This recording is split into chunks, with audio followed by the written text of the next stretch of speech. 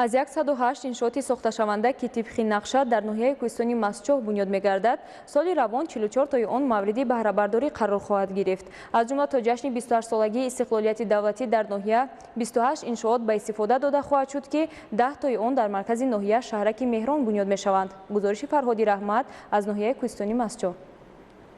بنیاد شهرک زیبا و زمانوی در ناحیه از زمره اقدام‌های نجیب و سازنده در ناحیه کوهستانی مسجح میباشد. شهرک مهران که در زمین‌های بیکار خوابیده دشت دهه راگیف بنیاد گردیده است، لایحه بنیادی آن از جانب جمعیت دارای مسئولیت محدود سوخت شهرآفر طرحریزی شده است. در این مرکز ناحیه سلسله انشاءات‌های زمانوی از قبیل بیمارخانه، از قبیل مؤسسه‌های تحصیلات میانه عمومی و دیگر انشاءات‌های زمانوی مورد استفاده قرار گرفته ایستاده‌اند. در مرکز معموری ناحیه شهرک نوبنیاد مهران بنیادی بیش از 10 انشاءات معاصر معموری و خدمترسانی وسعت دارند. کارهای ساختمانی در بیمارخانه مرکزی ناحیه با فراگیری چیلکت، شعبه جراحی، تولدخانه، همچنین تشخیصگاه با دستگاه‌های نو و زمانوی که تا امروز در ناحیه وجود نداشت با سرعت جریان دارد.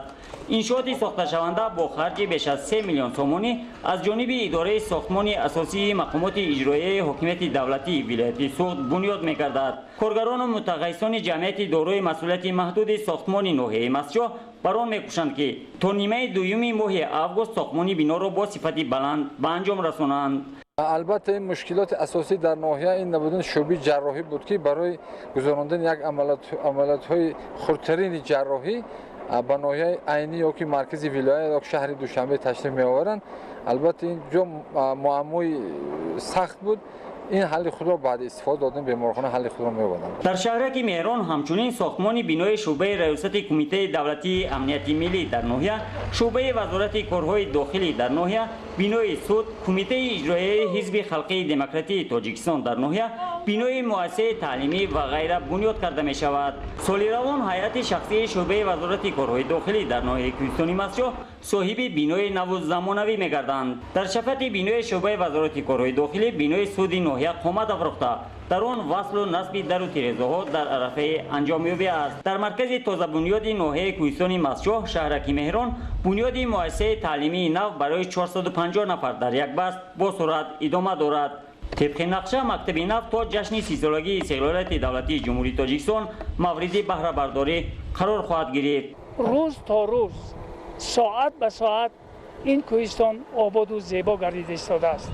همچنین برای زیبا و دلربا گردیدن مرکزی ناحیه سیر و گشت ساکنان و مهمانان در شهرک مهران در مساحت 0 از 150 هکتار باغ پرچم و نشان دولتی بنیاد می‌گردد.